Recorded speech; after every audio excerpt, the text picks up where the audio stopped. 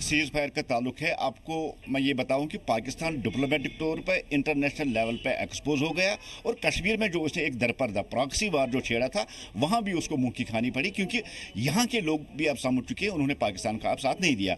अब पाकिस्तान के पास ये फ्रस्ट्रेशन आई है, इसलिए वो अब बॉर्डर्स पे बिना जवाब इलीगल जो फायरिंग करते हैं और मासूम लोगों को यहाँ शहीद कर रहा है, जिसमें हमारे 2 जवान भी शहीद हुए। पहले उन जवानों की शहादत को सलाम मैं करता हूँ। देखिए, आज सुबह जो सेना का स्टेटमेंट मैंने भी सुना है, भारतीय सेना दुनिया की सबसे ताकतवर तरीन सेनाओं में है और आज उन्होंने फिर एक बार ये प्रूव कर दिया है कि हम दुश्मन को कहीं भी कहीं से भी मार सकते हैं। आज उन्होंने प्रूव कर दिया और ये खुशी की बात है कि आज उन्होंने 3 लॉन्च पैड और ख़त्म किए हैं और ये पाकिस्तान को एक करारा जवाब है कि अगर आप हरकत करोगे तो हमें ताकत है, हम घुस कर आपको मार सकते हैं। हिंदुस्तान की जानिब से पहले ही कहा जा चुका है कि बातचीत तभी मुमकिन है जब पाकिस्तान दहशतगर्दी को फरोग देना बंद कर देगा। यही पाकिस्तान के लिए अच्छा भी होगा। सीज फायर वायलेशन, देखो पहले भी मैंने कहा, हम लोगों ने यही पक्ष रखा है, हमारी पार्टी का पक्ष है।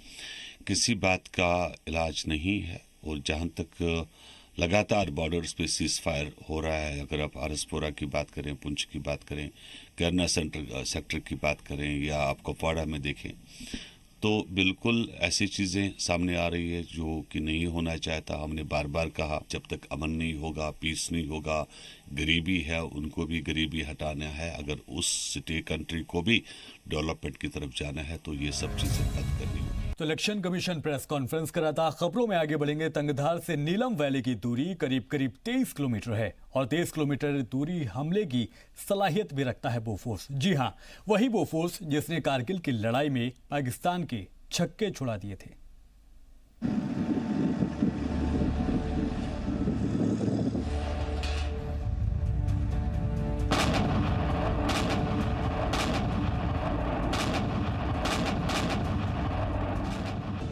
हिंदुस्तानी तोपखाने का मंत्र है मुकम्मल इज्जत व इकबाल, यानी मैदान जंग चाहे रेगिस्तान में हो या कारगिल की पहाड़ियों पर या फिर तंगधार में हो, हर जगह रुतबा और शान बरकरार रहती है।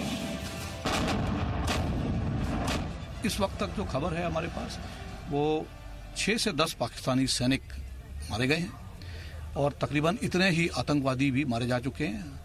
आतंकवादियों के मारे जाने की खबर हमें कुछ और भी मिल रही है, जिसके बारे में हम जानकारी आपको बाद में देंगे, लेकिन हम ये यकीन के साथ कह सकते हैं कि कम से कम 3 आतंकवादी कैंप तो तबाह किए गए हैं और चौथे कैंप में भी कुछ नुकसान पहुंचा है।